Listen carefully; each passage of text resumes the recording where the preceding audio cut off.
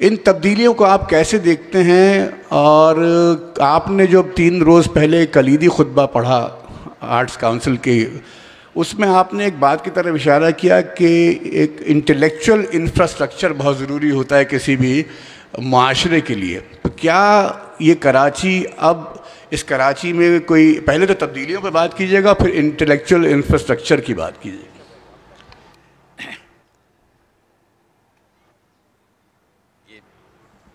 زندہ ہے.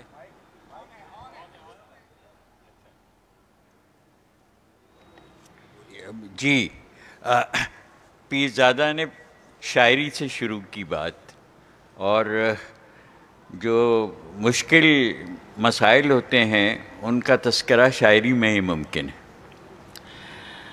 کراچی کے بارے میں اب یہ شہر نامہ ہے، ایک اتنا ایسا موضوع ہے کہ جس میں آپ کچھ بھی کہہ سکتے ہیں.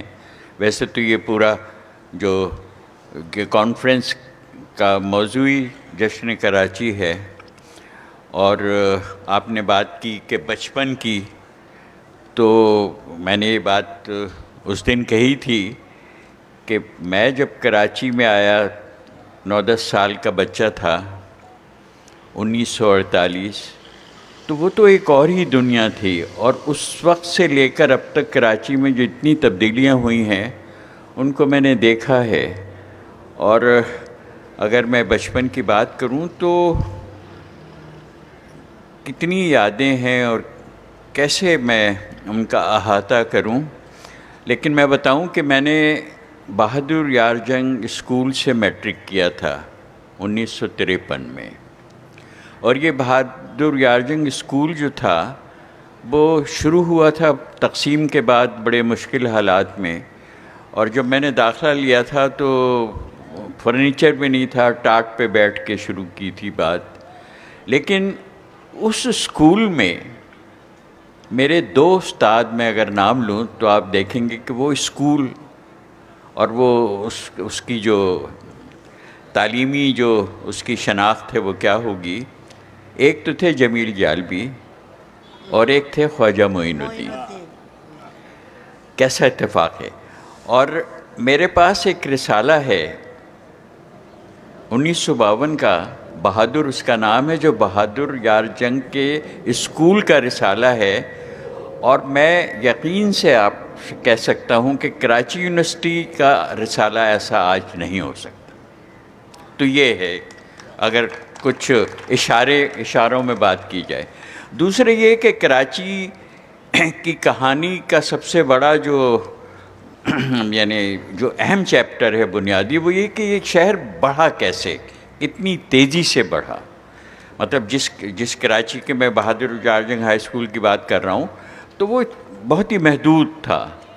اور جیسے خداداد کالونی میں جب ہم نے اپنا گھر بنایا تو اس سے آگے سب ویرانہ تھا.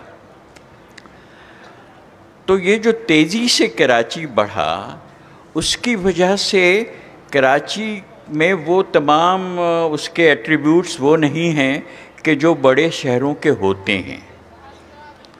بڑے شہروں کی خاص بات یہ ہوتی ہے کہ اس کی ایک ہوسٹ پاپولیشن ہوتی ہے، اور اس شہر کا اپنا مزاج ہوتا ہے، اور باہر سے جو لوگ آتے ہیں انہیں اس مزاج کو تسلیم کرنا پڑتا ہے، اس فضا میں ایک اپنی جگہ بنانی ہوتی ہے. لیکن کراچی اتنی تیزی سے بڑھا کہ یہ نہیں پتہ چلتا تھا کہ یہ کراچی ہے کیا، اس کو اون کون کرتا ہے، اس کے یعنی اس کی شہر کی زندگی کے ویلیوز کیا ہیں، طریقے کیا ہیں، لوگ کیسے جیتے ہیں ایک شہر میں. آپ کسی بڑے شہر میں جائیں، نیو یارک جائیں، دبئی جائیں اور کہیں جائیں، تو آپ دیکھتے ہیں کہ شہر چل رہا ہے اور آپ کو اس میں ضم ہونا پڑتا ہے. اب جب یاد ہے مجھے 80s-70s میں جب کراچی میں وہ ایکسیڈنٹ بھی جو ہوا تھا جس کی وجہ سے کافی سیاسی تبدیلی آئی، ہاں، تو میں نے یہ لکھا تھا کہ کراچی میں یلو بس کے جو ڈرائیور ہیں وہ اپنی ٹرائبل فریڈم ایکسرسائز کرتے ہیں، کیونکہ دے ہیو ناٹ بین، ایک جو ہوتا ہے نا کہ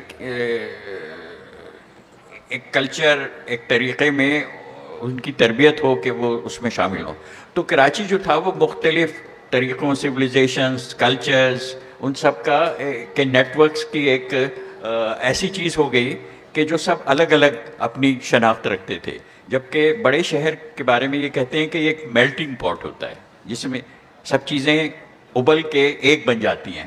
تو کراچی ایسا نہیں تھا. تو وہ ہے کہ اس میں اب تک یہ ہے کہ جو ابھی بات ہو رہی تھی جس سیشن، اس سے پہلے سیشن جو ہو رہا تھا معیشت کا، تو اس میں حارث گسنر نے کہا کہ شہر جو ہے وہ رواداری سے بنتا ہے. اور رواداری جو ہے وہ اس کا مطلب یہ ہے کہ ایک پلورل سوسائٹی جس میں ایک ٹالرنس کے ساتھ مل کے رہیں. جو پرانی بستیاں ہیں تو ان میں ایک ہی طرح کے لوگ رہتے ہیں. جو ٹرائبل سوسائٹی ہے، فیوڈل سوسائٹی ہے، اس کے اپنے طریقے ہیں. لیکن جو بڑے شہر بنتے ہیں وہ بنتے ہیں ایک طرح کی نئی زندگی جس میں مختلف علاقوں کے لوگ، مختلف مذاہب کے لوگ، مختلف فکر کے لوگ، مختلف سیاسی وابستگیوں کے لوگ مل کر ایک نئے کلچر کو بنا سکیں. وہ بڑے شہر کی خاصیت ہوتی ہے. تو اس میں کراچی کے نمبر جو ہیں وہ کافی کم ہیں. چلیے میں اس پہ انٹلیکچوئل انفراسٹرکچر بعد میں آتا ہوں. عارف صاحب کی ایک نظم ہے افتخار عارف صاحب کی، پوری نہیں پڑھوں گا. عجب گھڑی تھی کتاب کیچڑ میں گر پڑی تھی، چمکتے لفظوں کی میلی آنکھوں میں الجھے آنسو بلا رہے تھے. ہاں تھا نظر میں ایک اور ہی جہاں تھا. عارف صاحب وہ کتاب کراچی میں گری تھی، نیا جہان کہاں تھا، کچھ بتائیے. اصل میں یہ جو مسئلہ ہے یہ بہت گمبھیر ہے، اور کراچی کا جو مسئلہ ہے وہ سیاست سے جڑا ہوا ہے بہت. اور اس میں بعض چیزیں ایسی ہیں جو سیاسی اتھل پتھل کے تابع ہیں، اور اس نے اس شہر کا مقدر بنایا بھی ہے اور اس کو بگاڑا بھی ہے. اور جیسے غازی بھائی نے ایک بات کہی کہ یہ ایک ایسی صورتحال میں پاکستان کے قیام کے فوراً بعد جو صورتحال تھی، قائد اعظم نے یہ فیصلہ نہیں کیا تھا، پہلے سے یہ طے تھا کہ کراچی جو ہے وہ دارالحکومت ہوگا نئی مملکت کا. جی. اور وہاں یہ فیصلہ کیا گیا تھا کہ سرکاری ملازم جو برطانیہ کی حکومت کے ملازم ہیں وہ یہ طے کریں کہ انہیں ہندوستان میں رہنا ہے یا پاکستان کو منتخب کرنا ہے. جی. چنانچہ جو سول سروس تھی، جی، اعلیٰ درجے والی بھی اور نیچے والی بھی، اس نے اپنے خانے میں لکھ دیا تھا کہ ہمیں پاکستان جانا ہے. نتیجہ یہ ہوا کہ ایک دم سے پاکستان کے بنتے ہی حیدرآباد دکن سے اور یو پی سے اور بھوپال سے اور ساری دنیا سے جو مسلمان تعلیم یافتہ لوگ، یعنی ہر طبقے کے، وہ یہاں انہوں نے ہجوم کیا. جی. اچھا، اب ظاہر ہے کہ جب قائد اعظم اور ان کی کیبنٹ اور لیاقت علی خان اور سول سروس جو ہاشم رضا اور مسعود رضا اور اے ٹی نقوی اور فضلی صاحب اس پہ مشتمل تھی، تو ان سب نے یہاں آنا تھا. اس نے کیا یہ کہ شروع کے جو دن ہیں وہ جس کا ذکر غازی بھائی نے کیا کہ میلٹنگ پاٹ وغیرہ والی تھیوری، یہ ہمارے ہاں وقتاً فوقتاً نریٹو بدلتا رہتا ہے. ایک زمانہ تھا جب یہ امریکنز کہتے تھے کہ بھائی میلٹنگ پاٹ ہے امریکہ، پھر کہنے کہ نہیں میلٹنگ پاٹ نہیں، ڈائیورسٹی جو ہے اس کو ہمیں قبول کرنا چاہیے. ہم مختلف شہروں کے، یہ اسپینش امریکہ ہے، یہ بلیک امریکہ ہے، یہ فار ایسٹرن امریکہ ہے، جو ان کو سوٹ کرتا ہے وہ نریٹو اس کو بیان کر دیتے ہیں. اب ظاہر ہے یہ سندھ کا حصہ تھا. جی. تو یہاں پر جو ایک پرانی تہذیب کا علاقہ ہے یہ، اور یہاں بڑے بڑے سندھی پڑھنے لکھنے والے عالم پیر حسام الدین راشدی جیسے لوگ اس شہر میں رہتے تھے، اور جو سمجھیے جو دوسری طرح کی کمیونٹی جیسے جی لانا صاحب وغیرہ، تو ہر طرح کے لوگ یہاں پہلے سے رہتے تھے. انہوں نے آپ کو بہت میزبانی میں کوئی کسر انہوں نے نہیں اٹھا رکھی. تضاد اس وقت بنا جب یہاں سے طالب علم تحریکوں کی وجہ سے مارشل لاء کے خلاف خاص طور پر، تو جو ایوب خان صاحب وغیرہ جو تھے انہوں نے اپنے آپ کو سمجھا کہ یہاں وہ محفوظ نہیں ہے. اچھا. چنانچہ کسی سطح پہ یہ فیصلہ کیا گیا کہ وہ یہاں سے اسلام آباد منتقل ہو جائیں، اور تمام سول سروس اور جو بڑے ادارے تھے وہ رفتہ رفتہ ادھر منتقل ہوتے رہے. اس پوری صورتحال میں چاہے وہ کسی نے عمدن کیا ہو یا سیاسی فیصلوں کے پیش نظر کیا گیا ہو، مگر ہوا یہ کہ جو معاشرہ تھا اس میں ایک جس طرح کا آغاز ہوا تھا وہ زیادہ دیر تک برقرار نہیں رہ سکا، اور فاصلے بڑھتے رہے. اور جو ہماری سیاسی بصیرت رکھنے والے لوگ تھے انہوں نے کوئی بہت پازیٹیو رول ادا نہیں کیا. نہیں, آپ نے بالکل درست فرمایا. میں پوچھنا اصل میں یہ چاہ رہا تھا کہ چونکہ آپ نے بھی لکھنؤ سے ہجرت کی نا, تو آپ کو کیا جب یہاں آتا ہے کسی ایک معاشرے سے دوسرے معاشرے میں, تو کوئی کلچرل ڈفرینسز, کوئی کلچرل شوق یا کراچی میں جذب کرنے کی صلاحیت ہے؟ زیادہ تر ہجرت کراچی میں کیوں ہوئی؟ دیکھیے, میں نے جیسے آپ سے گزارش کی کہ جو کراچی ایک نیچرل سراؤنڈنگس تھی جی, جہاں میں جس زبان سے میرا تعلق تھا, جس کو آپ لسانی گروہ کہہ لیجیے, جی, اس سے میرا تعلق تھا, وہ یہاں رہتا تھا. اچھا, ظاہر ہے کہ میں جا کر, یعنی بہت سے لوگ تھے جو لاہور میں رہ گئے اور انہوں نے لاہور کو اپنا وطن منتخب کیا, بہت سے لوگ ملتان آ گئے, انہوں نے وہاں ان کو منتخب کیا. مجھے یہاں سہولت تھی کراچی میں یہاں آ گیا. تو جب میں سلمان آیا تو جب میں پڑھتا تھا یونیورسٹی میں, لکھنؤ یونیورسٹی سے میرا تعلق ہے, تو میرے ایک استاد تھے پروفیسر احتشام حسین. تو میرا تعلق ایک بہت ہی ماڈسٹ بیک گراؤنڈ سے تھا اور بہت ہی, ہم سمجھیے, مزدور پیشہ لوگوں کے طبقے سے تعلق رکھتے تھے. چنانچہ احتشام صاحب نے ہمیں کچھ خط دیے تھے, اور ان میں سے جیسے لاہور میں ایک بزرگ رہتے تھے ڈاکٹر وحید مرزا, وہ لکھنؤ یونیورسٹی امیر خسرو بن کا کام. جی, طاہر مرزا کے حوالے سے آپ لوگ اور بھی جان کے ایڈیٹر طاہر مرزا. جی ہاں, اور وقار عظیم صاحب یہ رہتے تھے لاہور میں, اور یہاں سبت حسن صاحب رہتے تھے, اور فیض صاحب یہاں رہتے تھے. تو میں ان لوگوں کے لیے ملازمت کے جیسے رکے ہوتے ہیں نا, کہ لڑکا آ رہا ہے, یہ نالائق نہیں ہے اور اس کا کوئی وہاں ہے نہیں, تو ذرا اس کا خیال کیجیے گا. ہم نے جناب بہت ڈھونڈی نوکری, اور ہم کبھی اس کالج میں کبھی اس کالج میں, ہمارے ڈسپلنز جو تھے وہ عام نہیں ہوئے تھے, ابھی سوشیالوجی یہاں نہیں پڑھائی جاتی تھی. اور خیر, تو ہمارے بزرگ تھے, یاور میری ان کا نام تھا, بالکل, ریڈیو پاکستان میں وہ کام کرتے تھے. تو انہوں نے کہا کہ تم یہ سب چھوڑو, تم آڈیشن دے دو. اچھا, اس دن وہ مجھے عبید اللہ بیگ صاحب جو تھے, وہ ایکسٹرنل سروس میں کام کرتے تھے, اور وہاں قریش پور صاحب وہاں کی فارسی کی یونٹ میں کام کرتے تھے. پہلے دن میری جب ان سے ملاقات ہوئی تو ہم نے 8 گھنٹے بجے ایک ساتھ گزارے. ہم سویرے آئے تھے اور آڈیشن ہمارا ہوا, مشہود صاحب اور میں, اور بھائی, میں ان کو حبیب اللہ بیگ کو, بھائی حبیب جو تھے وہ بہت ہی عجیب و غریب آدمی تھے. وہ 4-5 ناموں سے مختلف جگہوں پہ لکھتے تھے. ارے کیا کہیں, جب وہ شکاریات پر لکھتے تھے تو وہ جم جونیئر کے نام سے لکھتے تھے. کیا کہیں, جب وہ تاریخی مضامین لکھتے تھے تو وہ طغرل ترکمان کے نام سے لکھتے تھے.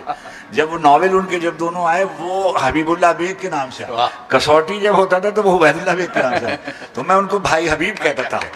اچھا, وہ بھائی حبیب ایسے لگتا ہے جیسے میں بھابھی کہہ رہا ہوں. اچھا, وہیں میری غازی بھائی سے ملاقات تھی. غازی بھائی سے عبید کی بہت دوستی تھی. غازی بھائی مجھے جب بھی یاد آتے ہیں جب میں فہمیدہ کو میں پڑھتا ہوں. اچھا, غازی بھائی اس زمانے میں جوان ہوتے تھے, اور بہت جوان ہوتے تھے. یہ اور غازی بھائی کی بہت سی شہرتیں تھیں, وہ میں بیان نہیں کر سکتا ہوں. ایک آدھ تو کر دیں. تو جی, آپ مجھے یہ یاد ہے, غازی بھائی میں بتاتا ہوں. غازی بھائی جیسے آج ہیں, اب آپ اس سے اندازہ کریں کہ آج سے 50 برس پہلے غازی بھائی کیسے قیامت آدمی ہوں گے, اور بہت خوش لباس, بہت ہی وغیرہ وغیرہ. تو ان کے ہاتھ میں ایک کتاب تھی, وہ تھی پتھر کی زبان. واہ واہ واہ, کیا کہنے, فہمیدہ ریاض کی کتاب کو ابھی چھپے ہوئے کوئی زیادہ دن نہیں ہوئے تھے. کیا کہنے, اور غازی بھائی کو پوری نہیں تو جتنے شعر یہ سناتے تھے کتاب دیکھے بغیر سناتے تھے. کیا کہنے, اس سے اچھا, خیر, اسی زمانے میں غازی بھائی کے افسانوں کا بہت تذکرہ ہوتا تھا, جس سے انکار کرتے ہیں. اب نہیں کرتے ویسے. اچھا, یہ آپ کی صحبت کا اثر ہے. اچھا, اور بھابھی کے ڈر سے. خیر, وہاں ہماری ملاقات ہوئی. اچھا, اب کیا ہوتا تھا کہ عبید اللہ بیگ سویرے کی جو سروس رہتے تھے, وہاں سے ہم سویرے آ جاتے تھے ناظم آباد میں. ہم ناظم آباد میں رہتے تھے, اور مسلم لیگ کوارٹرز کے ایک کوارٹر کے ایک کمرے میں میں نے, اس زمانے میں 40 روپے روز کا وہ تھا, اور اس کا غسل خانہ پیچھے کہیں تھا, تو مجھے ادھر سے ہو کے جانا پڑتا تھا. تو وہ سویرے میں آ جاتا تھا. اچھا, اور شام تک پھر ان لوگوں کے ساتھ بھائی حبیب کی سروس ہوتی تھی سویرے. اچھا, اب کیا کریں, جو فارغ اوقات ہوتے تھے تو وہاں مشہود بھائی, بدر رضوان, قریش پور اور عبید اللہ بیگ. عبید اللہ بیگ اس کے مرکزی آدمی تھے, اور وہ یہ کسوٹی جو بعد میں پروگرام کی صورت میں, اتنی دیر میں سلیم ایرانی آ گئے ایکسٹرنل سروسز میں, اور وہ بھی ہمارے ساتھ, یعنی وہ ایکسٹرنل سروسز ڈائریکٹر تھے, مگر وہ ہمارے ساتھ آ کر اچھا, فارغ اوقات میں ہم یہ سب کرتے رہتے تھے. مرکز اس کا وہی تھے بیگ صاحب. جب ٹی وی آیا اس ملک میں تو ابھی آئے ہوئے کچھ ہی دن ہوئے تھے, وہ ان کو پروگرامس کی تلاش تھی. اسلم اظہر اس کے جو مینیجر مقرر ہوئے تو سلیم گیلانی صاحب, عبید اللہ بیگ, قریش پور کو لے کر وہاں گئے اسلم اظہر صاحب کے پاس, اور باقاعدہ ان کا امتحان ہوا, 10 سوال پوچھے گئے. خیر وہ ہو گیا, وہ اب ہم کسوٹی کریں. مگر میں آپ سے عرض کروں کہ مجھے ٹی وی کی ملازمت الطاف گوہر صاحب کی بھی وہ اس زمانے میں اشتہار آیا پروگرام پروڈیوسرز وغیرہ کے لیے, میں نے بھی اپلائی کر دیا اور میں ہو گیا, اور میں اسکرپٹ ایڈیٹر وغیرہ ہو گیا. اچھا خیر, لیکن اس سے ہوا یہ کہ جو ریڈیو پاکستان تھا اس میں بھی اور ٹی وی میں بھی ایسی شخصیتوں سے ملاقات ہوئی جن کو لوگ دیکھنے کی حسرت رکھتے تھے. وہ ہمارے بزرگ دوستوں میں تھے, ہمارے کمروں میں ان سے ملاقات ہوتی تھی. اور یعنی علماء میں کیسے کیسے لوگ تھے, علامہ رشید ترابی مرحوم, ڈاکٹر فضل الرحمان, مولانا منتخب الحق, مولانا احتشام الحق تھانوی وغیرہ وغیرہ, اور اشتیاق حسین قریشی, اور ابھی حلیم ایم احمد, احسان رشید, یعنی ایک کہکشاں تھی. پھر مجھے نیاز حاصل ہوئے سلیم احمد صاحب, وہ ریڈیو پاکستان کام کرتے تھے, اور یہ جو جہانگیر روڈ کوارٹرز کہلاتے تھے ریڈیو والوں کے, وہاں ہم جاتے تھے. تو سلیم بھائی کے پاس کوئی صوفہ وغیرہ تھا نہیں, 2 کرسیاں مونڈے کی شکل میں اور ایک پلنگ باہر بچھا رہتا تھا, اور ہم جا کے وہاں بیٹھ جاتے تھے. وہیں انہی کے توسط سے میری ملاقات قدم بوسی کی سعادت میں سرائی کرار صاحب سے, کیونکہ وہ ان کے استاد کے استاد تھے. کرار صاحب دادا استاد تھے ہمارے, یعنی سلیم احمد کے استاد حسن عسکری, اور عسکری صاحب کے استاد کرار صاحب. کیا کہنے سبحان اللہ. اب کیا ہوا کہ فطری طور پر ہم سلیم احمد صاحب ہمارے لیے جیسے مرشد اور استاد کی حیثیت صحیح معنی میں ہوتی. میں کیونکہ ایک اور طبقے سے تعلق رکھتا تھا, تو میں جماعت اسلامی وغیرہ سے کوئی میرا کسی طرح مجھے یہ نہیں معلوم ہوتا, آئندہ شیعہ ہوں کہ میں سنی ہوں کہ مجھے نہیں معلوم, لیکن یہ ہے کہ ان حلقوں میں میری دوستیاں بہت تھیں. مولانا حسن حسن نبی بزرگ ہوتے ہیں بیدل لائبریری کے ایسے آدمی, وہ انہوں نے جب بھائی حریت میں کام کرتے تھے تو وہ بھی جب میں ٹی وی میں آیا تو وہیں رہتے تھے شرف آباد میں, وہ آ جاتے تھے دفتر, اور انہوں نے شادی وغیرہ نہیں کی تھی, بیدل پر گفتگو کرتے. میں نے اتنا بڑا آدمی بر صغیر میں کم دیکھا. کیا کہنے, وہیں میں نے غلام مصطفیٰ قاسمی جو سندھ کے بہت بڑے ادیب تھے, اور نبی بخش بلوچ, اور پیر حسام الدین راشدی, خالد اسحاق جن کا تعلق پنجاب سے تھا. اتنی بڑی لائبریری ملک میں کسی کی نہیں تھی. ذاتی لائبریریوں میں ایسی لائبریری اس تھی, خالد اسحاق کی لائبریری تھی. تو اکابرین جو اس شہر کی شناخت تھے. پھر رفتہ رفتہ یہ سب کام میں اسی منزل پر رک جائیے. وزارہ آپا, آپ کے تخلیق, اب اس سے پہلے کہ میں آپ سے وہ فراست رضوی صاحب بھی تشریف لا چکے ہیں, ان کا استقبال کرتے ہیں. وزارہ آپا, آپ کے تخلیقی سفر اور آپ کے جو ذاتی سفر ہے اس میں کراچی کا کیا کردار رہا ہے, اور کراچی کی جتنی تبدیلی آئی ہے یہ آپ کے تخلیقی سفر پہ کیا اثر رہا ہے؟ تخلیقی سفر تو ذرا دیر سے شروع ہوا, مگر یہ کہ جہاں تک ویسے سچ مچ کے سفر کا آغاز تو یوں ہوا کہ ہم لوگ سب حیدرآباد دکن میں رہتے تھے, جو ہندوستان کی میرے خیال میں سب سے امیر ترین ریاست تھی. تو وہاں معمولی بھی آدمی جو تھا, ایک فضا تھی ریاست کی, بہت خرابیاں بھی ہوتی تھیں, بہت سی خوبیاں بھی ہوتی تھیں. اتفاق سے جب سے اتحاد المسلمین ایک جماعت جو تھی اس کا یعنی ترقی شروع ہوئی, اس وقت سے ذرا گڑبڑ شروع ہوئی حیدرآباد میں. اور پھر اس کے بعد تو جیسا کہ آپ سب جانتے ہیں کہ ہندوستان نے آلموسٹ حملہ کیا. پہلے معاشی ناکہ بندی ہوئی, کیونکہ میرے نانا کا تعلق تھوڑا بہت تھا اتحاد المسلمین سے. تو اب یہ اس زمانے کی سوچ تھی کہ وہ جوان لڑکے, جو کہ ہمارے گھر کا آنگن بہت بڑا تھا, آنگن کا بڑا ہونا بھی کوئی عمارت کی نشانی نہیں تھی, عام طور سے گھروں کے آنگن ہوتے ہی بڑے تھے. تو وہاں کوئی 50-60 لڑکے آ کے لٹھ بازی سیکھا کرتے تھے. رات میں ہم کھڑکیوں سے دیکھتے تھے, چھوٹے چھوٹے تھے, کہ بھائی یہ کیا کر رہے ہیں. تو پتہ چلا کہ یہ ٹینکوں کا مقابلہ کر رہے ہیں. تو ہم نے کہا بھائی یہ ٹینک کو کیسے توڑیں گے لاٹھی سے. تو انہوں نے کہا یہ جذبہ اسلام ہے, اور جب جذبہ ہو تو ٹینک وینک کی کوئی حیثیت نہیں ہوتی. اب جب اس بات پہ یقین ہو جائے کہ لکڑی سے ٹینک کا مقابلہ کیا جا سکتا ہے, تو آپ سوچئے بہادری اور جذبہ جوش اور جذبہ اسلام کی کیا حیثیت ہو. خیر بہرحال ہوا یہ کہ میرے والد جن کی دواؤں کی فیکٹری تھی, وہ اپنی دوائیں لینے کے لیے بمبئی جایا کرتے تھے. ہر ہفتے 2 ہفتے کے بعد جاتے تھے. تو وہ ایک دفعہ گئے تو وہ واپس ہی نہیں آئے. 1 مہینے تک ہم پریشان, کہاں رہ گئے. پھر ان کا ایک छोटा सा पर्चा मिला कि वो नासिक की जेल में हैं। हाय भाई, जेल कैसे चले गए? उन्होंने कहा कि दवाइयों पे पाबंदी थी, हुकूमत हिंदुस्तान ने लगाई थी, ये दवाएं खरीदने गए थे, उनको उठा के जेल डाल दिया। अब क्या करें? अब हैदराबाद में हमारे नाना बेचारे ने कोशिश की, जो कुछ सरमाया था सब खर्च किया। उस ज़माने में मुरारजी भाई की वहाँ वो चीफ मिनिस्टर थे बम्बई के, उन्होंने किसी तरह से उन तक पहुँच हुई और फिर मेरे वालिद वहाँ से वापस आए। मुझे अब तक याद है जिस तरह से वो वापस आए और जैसे उनका इस्तकबाल हुआ। लेकिन उसके बाद तय ये हो गया कि भैया अब हम हैदराबाद में नहीं रहेंगे, अब हम पाकिस्तान जाएंगे। और हमारी वालदा का जो जोश व खरोश था, उनसे कोई कहे कि भाई कहाँ जाएंगे? अरे भाई जहाँ अल्लाह का वतन है, जहाँ जगह मिलेगी रह जाएंगे। अरे भाई कराची जहाज़ से जाना पड़ेगा, हाँ चलेंगे। आखिरी जहाज़ था जिसके बाद परमिट शुरू हो गया था, हम उसमें बैठे, जैसे भी जगह मिली। कोई 101 आदमी का काफिला चला। क्या कहना? अच्छा, जब केमाड़ी पे जहाज़ रुका और मुझे अपने बाप की शक्ल कहीं दूर खड़ी हुई नज़र आई, हमने सोचा वाकई अब हम पाकिस्तान आ गए। उतर गए।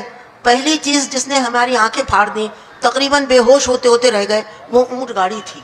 इससे पहले हमने कभी ऊँट गाड़ी सोची थी न देखी थी। अच्छा, अब सब हमारे जो अजीज़ अकारिब पहले आ गए थे, उन सब के पास, किसी के पास पाकिस्तान चौक में, किसी के पास कहीं कहीं, आमतौर से छोटे छोटे फ्लैट थे, जो मुझे अब लगता है शायद कब्जा ही किया होगा, क्योंकि मैं कह नहीं सकती। तो अब वो लोग भी बेचारे तैयार थे हमें रखने के लिए। लेकिन हम सब बजाय इसके कि बस में जाते, मोटरों में जाते, सब ने तय किया कि हम ऊँट गाड़ी पे चले। तो ऊँट गाड़ी में बैठ गए हम लोग अपने बक्सों के साथ साथ, बच्चे जितने थे, और ऊँट गाड़ी ने सफ़र शुरू किया। क्या कुशादा सड़कें साहब, कि खाना गिरे तो उठा लो, और ऐसी चौड़ी, ऐसी खूबसूरत। अब तो हमारे ऊपर बहुत ही इसका असर होने लगा, लेकिन जा कहाँ रहे हैं ये पता नहीं था। हमारी एक रिश्ते की फूफी थी, उनके यहाँ पाकिस्तान चौक में कोई 2-2.5 कमरों का फ्लैट था। अब उसमें 20-25 आदमी बैठ गए। लेकिन क्या फराख दिली थी लोगों की, जो आता था जिसके यहाँ रह जाता था जैसे भी था। हाँ, माहिर कादरी साहब पहले आ गए थे, और उनके पास एक ऐसा फ्लैट था जो अर्श से थोड़ा नीचे था, यानी कोई मालूम नहीं कितनी मंजिलें चढ़ना पड़ती थी। उसमें किसी तरह से तो हमारे नाना को वो ले गए, नाना नानी उधर चले गए, कोई कहीं कोई कहीं, हम बच्चे सब एक जगह। लेकिन साहब उस ज़माने में एक अजीब कैफियत थी कि अब क्या करें, अब स्कूलों में दाखिला हो रहा है, अच्छा तो बस में बैठ के। लेकिन मैं आपसे कहती हूँ कि क्या जज्बात थे। मैंने कल भी इसका जिक्र किया कि हमें एक ऐसे घर में रहना पड़ा कि जिसमें दरवाजे और खिड़कियाँ भी नहीं थे, कुछ नहीं था। तो एक हमारी अम्मा की खाला आई, उन्होंने कहा है पागल हो गई हो, बगैर दरवाज़ों के घर में रह रही हो और लड़कियों का साथ है। उन्होंने कहा ये पाकिस्तान है, किसी की मजाल है कि हमारी तरफ आंख उठा के देख। तो ये जो जज्बा था, तो शेर का सफ़र तो हैदराबाद से ही थोड़ा बहुत तुकबंदी शुरू हो गई थी। लेकिन हुआ ये कि हमारे स्कूल में हमारी प्रिंसिपल थी, वो विलायत जाने लगी, सफ़िया खान। तो मेरी जो उर्दू की टीचर थी, दिल्ली की थी, वो मुझे पसंद करती थी, वो मेरी उर्दू बहुत अच्छी थी। तो उन्होंने कहा कि तुम एक नज़म लिखो। मैंने कहा हाँ लिख सकती हूँ। तो मैंने उनकी रुखसती की एक नज़म लिखी। उसके बाद से मेरे पास एक इत्तला आई कि भाई अफवाह एक मशायरा कर रही है। वो मशायरा भी ऐसा तारीख़ी था कि मैं आपको क्या बताऊँ। उसमें यह था कि स्टेज पे पर्दा था और ऑडियंस में औरतें थीं और मर्द शायर सब पर्दे में बैठे थे। और मर्द शायर जो थे उसकी सिदारत हाशिम रज़ा साहब कर रहे थे। अच्छा, और इतना अच्छा अगर मैं इसको लिख सकूं कभी। बीच में कनात थी, तो वहाँ शोरा जो थे वो अक्सर अपनी बीवियों को बुला रहे थे, जरा सुनना फलाने दहलवी की बेगम आ जाए, बच्चा बहुत रो रहा है, इसको कनात के ऊपर से बच्चे को। ऐसा मशायरा मैंने कभी सुना ही नहीं। अच्छा, इधर बेगम सिद्दीक़ अली खान सदारत कर रही हैं और कौन कौन पढ़ रहा है और कौन पढ़ती जा रही हैं औरतें, तरह तरह की शेर। उधर सब शायर चुपचाप बैठे सुन रहे हैं और हाशिम रज़ा साहब की कभी कभी दाद देने की आवाज़ आती है, वरना दूसरे शोरा अपनी बीवियों और बच्चों की तलाश में ही घूमते। उसी में मैंने अपनी गज़ल एक सुनाई और मेरी गज़ल बड़ी बहुत वाह वाह हुई, क्योंकि उसमें मेरी आवाज़ बहुत अच्छी थी। अच्छा, तो दूसरे दिन या तीसरे दिन जंग अखबार, सबसे बड़ा तफरीह का जो मौजू था वो जंग अखबार था, और उसमें उसकी जान होता था रईस भाई का क़िता। क्या कहें। और इधर बेचारे वहाँ उस पर्दे वाले मशायरे में, जहाँ सब पर्दे में शायर बैठे हुए थे, उसमें ज़रीफ साहब गज़ल पढ़ रहे थे। नज़्म उनका शेर याद है कि मैं तो शायर हूँ, जहाँ चाहो बिठा रखो मुझे, और ये सितम की बात है हाशिम रज़ा पर्दे में है। क्या कहते हैं। हाशिम रज़ा कमिश्नर कराची, क्या क्या उनके अहदे। उनका भाई हम तो शायर हैं, हमको तुम कहीं जाए बैठा दो। ये गज़ब की बात है। हाशिम रजा पढ़ते थे। शायरों पर आज एक तरफा जफा पर्दे में है, शेर सुनने और सुनाने की सजा पर्दे में है। अच्छा, उधर वो शेर पढ़ रहे हैं, जैसा कि मैंने आपसे अर्ज किया, इधर बीवी कह रही है कि सुनो फखरुद्दीन तुम्हारी गोद में है कि तुमने किसी और को दे दिया। उनका भी आहिस्ता बोलो। मैंने ऐसा मशायरा मैंने कभी ना देखा, ना सुना और ना आइंदा सुना। क्या कहने। वहां से फिर मेरी शोहरत गई लाहौर, और वहां से फिर मुझे इनविटेशन मिला बाकायदा। तो वो जो गजल आपने पढ़ी थी आपा, वो कुछ याद? फिर तो कई बारिश बहुत हुई, हाँ, सब फिर जो आपने एक शेर पढ़ा, वो हाशिम रजा साहब रटते ही थे, उसको पढ़ते ही जाते थे। उन्होंने देख लिया ना खुदा को आज। इतनी बारिश होती थी कराची में और सब हालत ख़राब, और हम लोग रहते थे पीर इलाही बख्श कॉलोनी में, तो वहाँ जो है ना ज़रा छतें कमज़ोर थी, तो बारिश अंदर भी काफ़ी होती थी। उसी वक्त मैंने लिखा था कि लो डूब तो ने देख, हाँ, उसमें हमारे वज़ीर आज़म साहब हेलीकॉप्टर में घूम रहे थे, सब जगह देख के कहाँ बारिश कम है कहाँ ज़्यादा है। तो उस वक्त मैंने शेर लिखा था कि लो डूब तो ने देख लिया ना खुदा को आज, तकरीब कुछ तो बह इसको सियासी समझा गया। तो क्या कहने। वाह। अब उसके बाद वहाँ से चले लाहौर से जब शोहरत हुई तो ईमान की बात है, असल शोहरत मैं आज भी लाहौर और अहले लाहौर की बड़ी ममनून हूँ कि वहीं से शोहरत मुझे मिली। इधर मजीद लाहौरी साहब ने इतना बुरा कॉलम लिख दिया, इतना बड़ा, कि भाई अब तो नूर जहाँ की भी ज़रूरत नहीं है, और अब तो फलां ज़रूरत नहीं है, और पता नहीं, अब लोग ये कहें कोई लिख के देता है, कोई लिख के देता है, वो एक आम बात है। तो एक साहब अख्तर यहाँ मौजूद है, उस वक्त तो बहुत छोटा होगा, बेकार अजीम साहब भी थे वहाँ।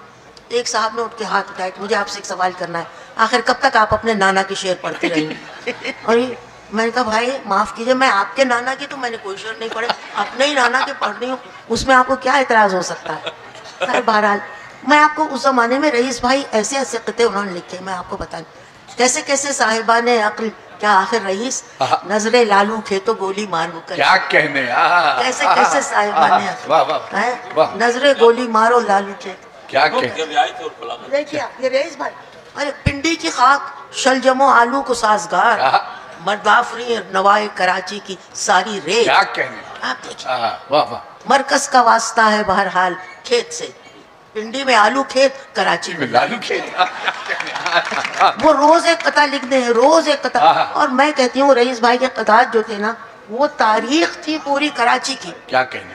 बिल्कुल सही। मैं अर्ज नहीं कर सकती, बाज़ कथात तो ऐसे थे कि मैं उसको, खैर इतने बुरे भी नहीं है, कह भी सकती हूँ, मेरी ऐसी उम्र है। पहला मार्शल लॉ लगा तो देखिए उन्होंने क्या कुछ नहीं लिखा कि अगर बैगन मुआफिक हैं तो फिर बैगन मुज़िर, अगर बैगन मुखालिफ हैं या मुज़िर हैं तो फिर बैगन मुज़िर हैं, और अगर हज़रत मुआफिक हैं तो हाजिम हैं। ये मतलब एक एक चीज़ जो उन्होंने लिखी उस ज़माने में मैं आपको बता नहीं सकती। कि एक जगह है कि यहाँ हर जगह दुकान पे लिखा होता है कि यहाँ मतलब गिलाज़त फैलाना मना है, उसका भी उन्होंने कथा लिखा, जिसका ताल्लुक बिल्कुल डायरेक्ट उस वक्त की हुकूमत से था। लेकिन किसी ने उनको पकड़ा वकड़ा नहीं, कभी उन पर मुकदमा दायर नहीं हुआ। उस वक्त हमारी खुफिया इतनी कमज़ोर थी कि किसी बात का पता ही नहीं चलता था। और ये मेरे ख्याल में खुफिया उस वक्त थी ही नहीं, ज़रूरत ही नहीं थी। सब दोस्त थे, सब एक दूसरे को चाहते थे, सब एक दूसरे की इज्जत करते थे, सब एक दूसरे से मोहब्बत करते थे। ऐसा मंजर नज़र आता था, खिड़कियों से टोकरियाँ लटक रही हैं, अब भैया वहाँ से कह रही हैं एक सेर बैगन देना, साथ में पैसे भी दे दिए, ना उसने बैगन कम दिए ना इन्होंने पैसे कम दिए, दोनों ईमानदार।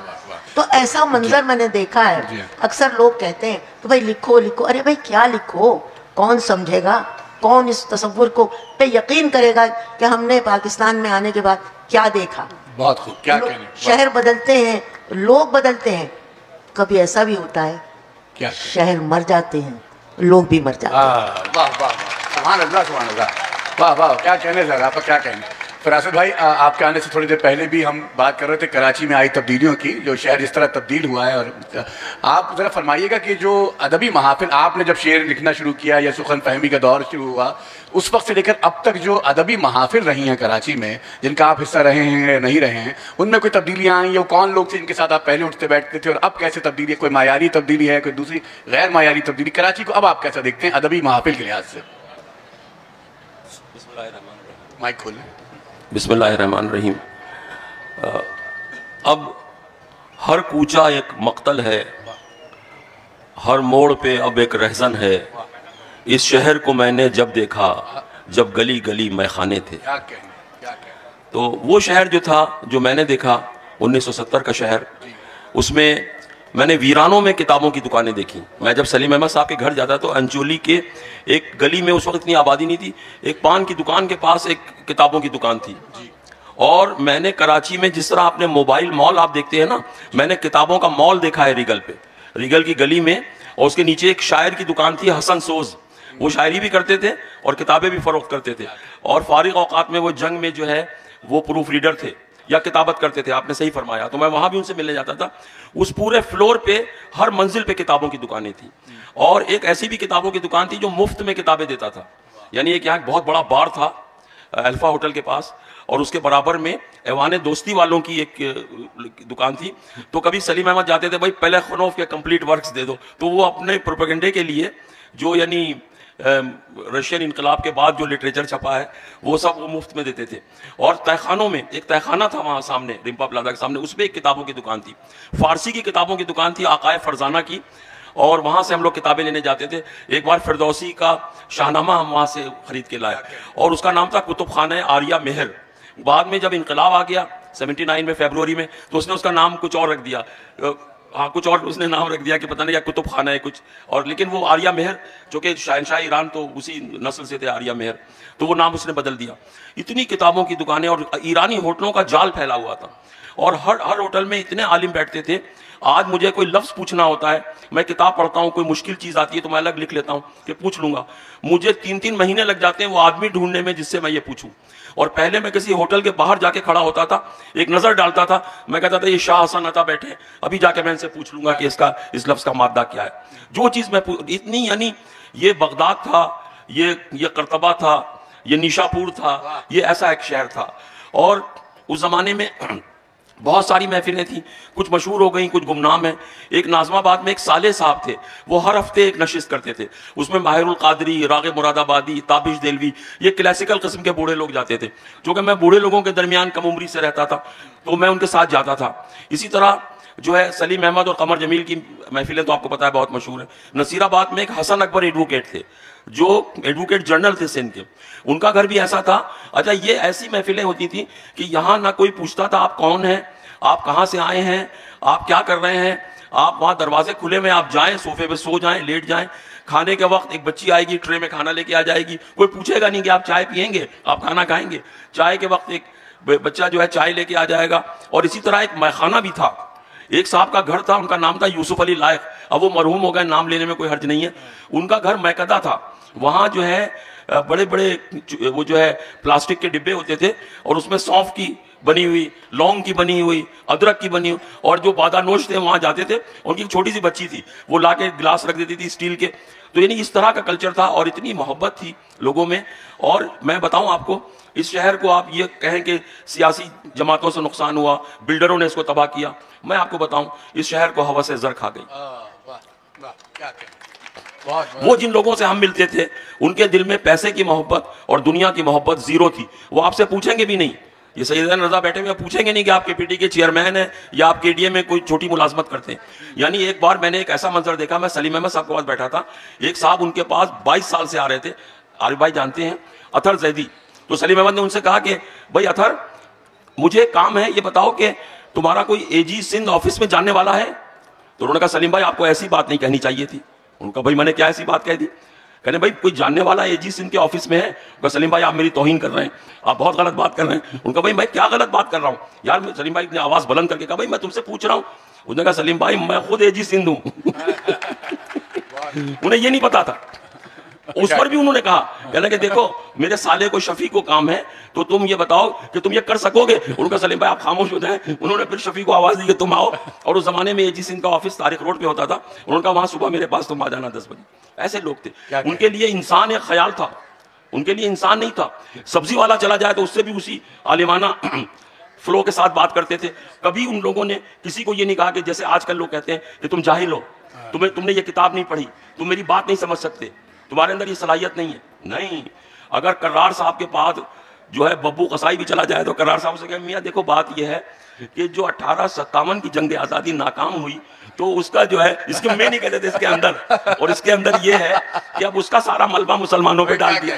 تو اب اس میں یہ ہوا کہ جب سر سید نے اسباب بغاوت ہند لکھی تو وہ شائع تو ہوئی لیکن تقسیم نہیں ہوئی. اب ببو قصائی کہے گا یہ کیا کہہ رہے. اور کتابوں کی جیسے رونمائی ہوتی ہے نا، پہلی کتابوں کی رونمائی عبید اللہ علیم کی کتاب چاند چہرہ ستارہ آنکھیں پریس کلب میں ہوئی تھی، جس میں افسر مہاپوری نے بہت اچھی تقریر کی تھی، میں بھی اس میں موجود تھا. اور پہلے ایسے تقریب ہوتی تھی، مثلا کسی کی کتاب چھپی تو ایک شخص اپنے گھر پہ مشترک دوست ایک دعوت کرتا تھا کھانے کی، اور وہ اپنی کتاب لے کے وہ آتا تھا بیٹھتا تھا وہاں. اب وہاں لوگ گفتگو کرتے تھے، کبھی کبھی اس کا مذاق بھی اڑاتے تھے، تنقید بھی کرتے تھے، کوئی تعریف بھی کرتے تھے. جب سلیم احمد کی کتاب چھپی اقبال ایک شاعر، تو احمد ہمدانی نے اپنے گھر پہ دعوت کی. یہی تقریب رونمائی اس زمانے کی جو ہوتی تھی، اور اس میں احمد ہمدانی اور اطہر نفیس اور اس زمانے میں لاہور سے اختر حسین جعفری آئے تھے وہ بھی، اور سارے شاعر ادیب جو ان کے احباب تھے. اب اس میں سلیم احمد نے یہ کہا کہ بھئی اقبال جو ہیں، اقبال نے مولا علی کی فکر کو اور ان کی دانش و حکمت کو کاٹ کے الگ پھینک دیا، صرف زور حیدری کو لے لیا، ان کی حکمت اور دانش کو نہیں لیا. تو لوگوں نے کہا وہ کیسے؟ کہنے کہ اقبال نے یہ لکھا کہ میرے لیے ہے فقط زور حیدری کافی. اور فقط کا لفظ لکھا ہے اقبال نے، میرے لیے ہے فقط زور حیدری کافی، تیرے نصیب فلاطوں کی تیزی ادراک. کہا کہ وہ جو تیزی ادراک ہے، وہ جو دانش ہے اور حکمت ہے، فلسفیانہ مباحث ہے، وہ تیرے سپرد ہے، ہمیں نہیں چاہیے. ہمیں تو ذوالفقار چاہیے، ہمیں تو زور حیدری چاہیے. اب اس کے دادا استاد بیٹھے ہوئے تھے کرار صاحب. اب دیکھیے کرار صاحب کا یعنی لیول دیکھیے ان کے انٹیلیکٹ کا. کہنے لگے بھائی سلیم، اچھا جب وہ بولتے تھے تو سلیم احمد کی سٹی گم ہو جاتی تھی، دست بستہ. یعنی ان کی عزت اور احترام کا حال یہ تھا کہ جب اردو کے سب سے بڑے نقاد محمد حسن عسکری کی کتاب چھپ چکی تھی انسان اور آدمی، اس وقت انہوں نے پوچھا سلیم بھائی کی موجودگی میں، سجاد باقر رضوی نے مجھے بتایا، کہا کہ بھائی عسکری ہم نے سنا ہے تم بھی کچھ مضامین وغیرہ لکھنے لگے ہو. تم کہا جی جی جی بھائی ہمیں بھی دکھاؤ تم کیا لکھتے ہو. یعنی لیکن ایک لفظ انہوں نے جواب میں نہیں کہا، دست بستہ. یہ احترام تھا. تو کرار صاحب نے کہا کہ سلیم یہ بتاؤ کہ کیا زور حیدری کے اندر دانش حیدری شامل نہیں ہے؟ واہ. تو انہوں نے کہا یہ بات، انہوں نے بڑے فخر سے کہا کہ یہ بات صرف میرا استاد ہی کہہ سکتا تھا سلیم بھائی نے. اور مجتبیٰ صاحب کیا بات ہے، ان کا جو بلوچستان جب یونیورسٹی قائم ہوئی اور کرار صاحب اس کے وائس چانسلر ہوئے تو مجتبیٰ صاحب کو لے کے گئے، سحر انصاری کو وہاں لے کے گئے. تو مجتبیٰ صاحب ایسی ایک تہذیبی شخصیت تھے، اور رسائی ادب پر تو آپ سمجھ لیں کہ ان کی سطح کا آدمی جیسے اکبر حیدری تھے ہندوستان میں، اس جیسے شارب رودولوی ہیں، اس لیول کے آدمی تھے. اور کیا زبردست اور بڑے کم آمیز آدمی، ہر ایک سے نہیں ملتے تھے، اور لیکن اسی سے چہکتے تھے اور بولتے تھے جس سے ان کو کوئی دلی نسبت ہو. تو اس طرح کا معاشرہ. اب اس طرح بھی آئیں گے. غازی صاحب سے ایک سوال کیونکہ اس وقت بھی تیزی سے جا رہا ہے.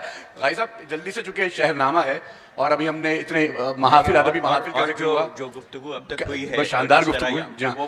لیکن ایک موضوع ایسا ہے جس میں آپ کے لیے بات کرنا ضروری ہے، کچھ نوجوانوں کی دلچسپی بھی ہوگی. جو سینما ہال تھے کراچی میں، جو سینما کلچر تھا کراچی کا، جو اب تباہ ہو چکا ہے، اس کے آپ شاہد ہیں. وہ ذرا اس کی بات بتائیے. سینما کیسے ہوتے تھے، کیسا کیسا سینما تھا، کیا فلمیں بنتی تھی یہاں؟ جی غازی بھائی کا ایک بہت بڑا کام اور بہت بڑا کنٹریبیوشن، اور یہ اسٹرگل میں شریک رہے. ان سے کراچی ڈائریز کے بارے میں. جی بالکل بالکل بالکل. جی اصل میں میں ان سب یادوں کو شیئر کرتا ہوں. اب جیسے فراسی صاحب کرار صاحب کا ذکر کر رہے تھے، تو ہماری تو شادی کو اب 52 سال ہو گئے ہیں. He was my father in law. تو اور ان کے توسط سے جو اور ان کے ساتھی تھے، ان کی کہانیاں، ان سے ملاقاتیں. پھر میں 1960 میں بہت ہی ینگ جرنلسٹ بن گیا. ان دنوں شام کے اخبار یہاں کے بہت اہم ہوا کرتے تھے، لیڈر، ڈیلی نیوز، اسٹار، اور سارے یعنی ٹیلی ویژن وغیرہ تو اس کا کوئی تصور بھی نہیں تھا وہاں اس وقت. تو اس میں کراچی کی جو زندگی ہے، کرائم اور سوسائٹی اور ایکسبیشنز اور کتابوں کا چھپنا، ان سب سے ایک طرح کی میں ایک رپورٹر ہوا کرتا تھا اور یہ سب دیکھا کرتا تھا. تو اتنی یادیں ہیں اور اتنے لوگوں کے تذکرے ہیں کہ میں I won't even go into it. اب اگر صرف عبید اللہ بیگ کا میں بات کروں تو گھنٹوں چاہیے. جو جس طرح کی وہ جو میری دوستی تھی، جس طرح کے لوگ تھے، بے شمار لوگ تھے. تو میں نے تو بالکل یعنی آئی ہیو لیوڈ کراچی اس طرح سے، لیکن آپ نے سنیما کی بات کی ہے، جو یہاں کی کلچرل لائف تھی. اب آپ یہ دیکھیے، میں لوگوں کو جب بتاتا ہوں تو لوگوں کے لیے جو نوجوان ہیں ان کے لیے یہ کمپریہینڈ کرنا ہی ممکن نہیں ہے کہ جب کراچی کی آبادی موجودہ آبادی سے 1/4 رہی ہوگی یا شاید اس سے بھی کم، تب کراچی میں 100 سنیما ہاؤسز تھے. 100 سے زیادہ سنیما ہاؤسز ہم نے کراچی میں دیکھے ہیں، اور جی 136 جو، اور ان میں ہم فلمیں دیکھنے جایا کرتے تھے تو یہ ہوتا تھا، ماحول ایسا تھا کہ ہم اپنے گھر والوں کے ساتھ، خواتین کے ساتھ بھی ہم سیکنڈ شو بھی دیکھا کرتے تھے جو 9 بجے شروع ہوتا تھا، اور اس کے بعد سواری لے کے گھر بھی جاتے تھے. تو وہ ایک اور طرح کا کراچی تھا جس کو کہیں گے city at peace with itself. اور کراچی ڈائری کی جو بات ہے وہ یہ ہے کہ میں کراچی کے بارے میں شروع سے کالمز لکھتا تھا، اور کراچی ڈائری اس وقت شروع ہوئی جب ضیاء الحق، بلکہ پیپلز پارٹی کا آنا، وہ جو 68 میں نوجوانوں کی جو ایک طرح کی سیاسی انقلاب جو ہوا، یورپ میں بھی ہوا تھا اور اس کا ایک اثر کراچی میں بھی تھا، اس طرح تھا. تو کراچی ڈائری میں لکھا کرتا تھا ڈان میں، اور شروع میں تو اس کا یہی تھا کہ بھئی کراچی میں جو کلچرل ایکٹیویٹیز ہیں ان کے بارے میں ہوگا. مجھے یاد ہے معین نیازی آئے تو میں انہیں سمندر لے گیا، تو وہ کیا ان کے تاثرات تھے. تو اس طرح کی بہت سی چیزیں میں لکھا کرتا تھا کہ اس ہفتے یہ ہوا. جمیل نقش کی پہلی ایک تصویروں کی نمائش، ان سے اتنی دوستی تھی، یہ سب باتیں ہوتی تھیں. تو لیکن جب ضیاء الحق کا مارشل لاء آیا تو ہم نے کہا کہ ہم وہ جو سب کچھ ہو رہا ہے اس کی جو سیاسی نوعیت ہے اس کے بارے میں لکھیں. تو کراچی ڈائری جو دراصل ایک ڈسیڈنٹ کالم اکیلا تھا ڈان میں، اور اس میں جو ممکن ہوا کراچی ڈائری میں جو کچھ میں لکھ پایا وہ دراصل ادب سے میری واقفیت اور ادب سے میرے تعلق کی وجہ سے ہوا تھا. کیونکہ جیسے یہ محفل بھی شروع ہوئی تو پیرزادہ نے شعر سنانے شروع کر دیا. تو جو شاعری میں بات ہو سکتی ہے، جو بٹوین دا لائنز باتیں کہیں جا سکتی تھی، وہ میں نے کراچی ڈائری میں کی کہ موڈ کیسا ہے، ہو کیا رہا ہے. اب جیسے وقت تو بالکل نہیں ہے، نہیں ذرا سی بات، ہاں، کہ جیسے ضیاء الحق نے کہا کہ بھٹو کا نام نہیں آئے گا، چھپے گا بھی نہیں، سینسرشپ ہو گئی تھی. اور تو میں نے جب بھٹو 4 اپریل آئی تو میں نے اس پہ پورا کالم لکھا مارٹن لوتھر کنگ پر کہ جس کو 4 اپریل کو اسیسینیٹ کیا گیا تھا. تو اس طرح کی چیزیں اس میں ہوتی تھیں. اور اب کیا بتائیں، جلدی عارف صاحب، تو یہ جو اب اشارہ کیا فراست بھائی نے بھی اور غازی صاحب نے بھی، اب یہ کہ وہ شہر ہے جہاں ایک کہکشاں جمع ہوتی ہے، زیڈ بخاری، اسلم فروخی، تابش دہلوی، محشر بدایونی، رضی اختر شوق، اور نہ جانے کتنے نام ہیں، حسن عسکری صاحب، سلیم احمد صاحب، قمر جمیل صاحب، افتخار عارف، عبید اللہ بیگ، اور پھر یہاں آرٹسٹ مہدی حسن اور روشن آرا بیگم اور نتھو خان، ہر طرح، اور صادقین اور شاکر علی بھی کچھ عرصے کے لیے آئے. ایک شہر میں اتنے سارے بڑے لوگ، اتنے عظیم لوگ، اس کی یہ کوئی ایڈوانٹیج کی بات ہے؟ کوئی ڈسلمائی، کوئی لڑائی جھگڑے بھی ہوتے تھے آپس میں لوگوں کے؟ نہیں. پڑھنے والوں میں اگر جھگڑا نہ ہو تو پھر کیا بات ہوئی. اچھا، گزارش یہ ہے کہ یہ تو سب اختلافی صورتیں ہوتی ہیں. ایک اور بزرگ جن کا بہت نام لیا جانا چاہیے وہ ہیں سبط حسن. کیا کہیں؟ اچھا، لیل و نہار اور سبط حسن وہ اس شہر کی بہت. اچھا، پھر ریڈیو پاکستان میں اور ٹیلی ویژن کے جو بعض لکھنے والے ہیں، یعنی آپ ان کو یہاں کی تہذیبی زندگی کی تاریخ سے الگ نہیں کر سکتے. درست. بڑے خواجہ معین الدین مثلا، ریاض فرشوری، مثلا انتصار حسین، مثلا سلیم احمد کا تو کیا کہنا. اچھا، حمید کشمیری. اچھا، جو شعراء میں بعض لوگوں کا ذکر ہونا چاہیے جیسے حمید نسیم ہیں، جیسے ہمارے سلیم گیلانی. اچھا، مذہبی لوگوں میں مولانا منتخب الحق، ڈاکٹر منظور احمد، اشتیاق حسین قریشی، پیر حسام الدین راشدی.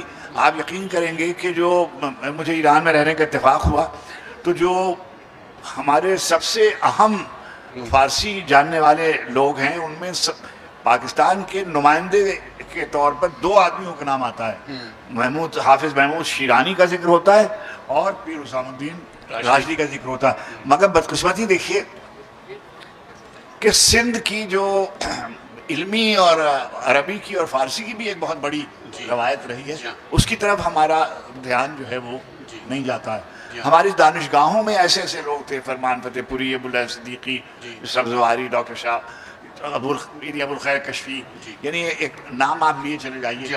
اچھا اب آپ دیکھیے کہ بالکل سناٹا ہے، بالکل نام ہی نہیں.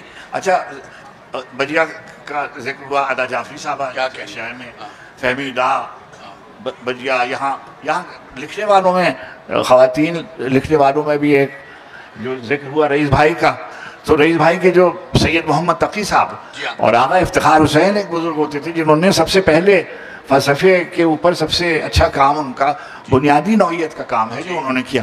تو مثلا ابھی وہ حیات ہیں، مگر ہمارے ہاں شاید ان کا ذکر نہیں ہوتا، ڈاکٹر منظور احمد، کیا کہنے، جو فلسفے کے آدمی اور بہت ہی لائق آدمی ہیں، اور انہوں نے مغربی فلسفے کا قدر ہی ان کا اختصاص تھا، باہر سے کام کیا.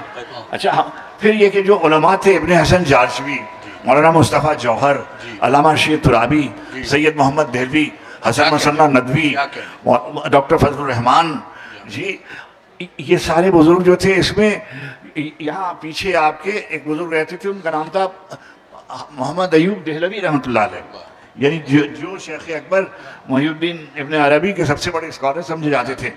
بابا ظہیر شاہ تاجی، یعنی اچھا اب کیا ہے کہ کراچی میں اتنی مختلف جگہوں کے آئے ہوئے لوگ یہاں رہتے تھے، مگر ان سب کی شناخت جو تھی وہ کراچی کی شناخت تھی اور پاکستان کی شناخت تھی، جو رفتہ رفتہ معدوم ہوتی گئی. اب جو علمی روایت تھی، اچھا خود موسیقاروں کا ایک بہت بڑا اس کا اگر آپ ذکر کریں، جو میں نے ریڈیو پاکستان میں دیکھا، استاد نتو خان، استاد عمرہ بندو خان، ان کے والد استاد بندو خان، اور غلام عبدالقادر، اور سائیں مرنا، اور ریشمہ، اور مہدی حسن صاحب، پورا ایک قصہ ہے.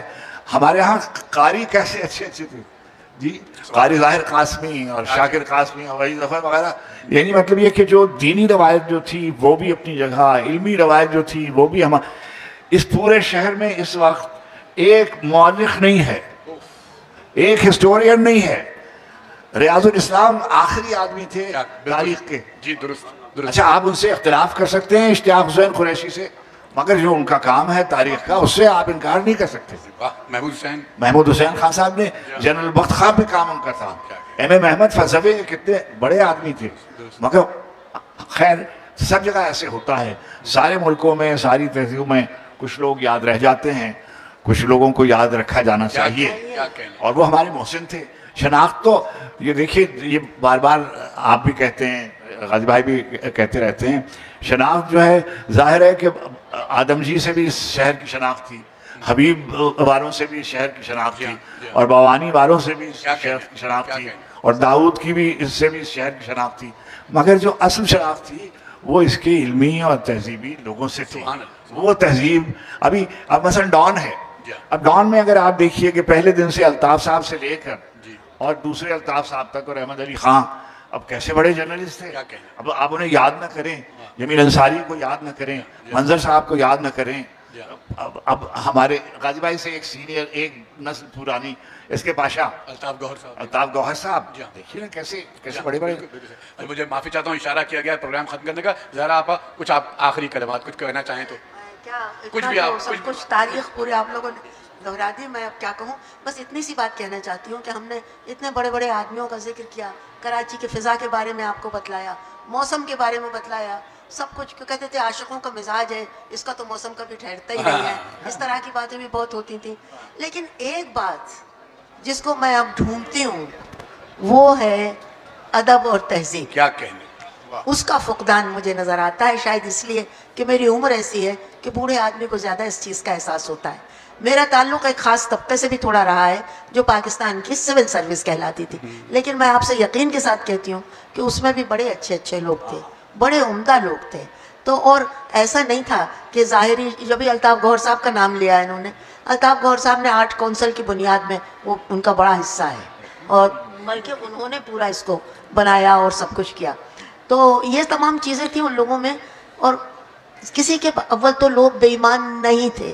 یعنی اگر 100 لوگوں میں ایک آدھ کی کوئی بری شہرت تھی تو اس کو لوگ اپنے گھر بلانے سے جھجکتے تھے. آج وہ چیز ختم ہو گئی, بالکل ختم ہو گئی کہ کس سے ملنا چاہیے یا کس سے تھوڑا سا دور رہنا چاہیے. میں نام نہیں لینا چاہتی, لیکن ہمارے یہاں تہذیبی اقدار جو تھیں, اخلاقیات پہ سب سے بڑا نقصان جو ہوا ہے, آپ معاشی نقصان کو روتے ہیں, میں سمجھتی ہوں ہمارے خاص طور سے شہر میں اخلاقی نقصان کیا کہنا. جاتے جاتے جمال احسانی کے 2 شعر. کوئی شے مکمل نہیں ہے یہاں, جو ہے وہ مسلسل نہیں ہے یہاں. یہ کس شہر میں آ کے ہم بس گئے, کوئی شخص پاگل نہیں ہے یہاں. بتاؤ یار.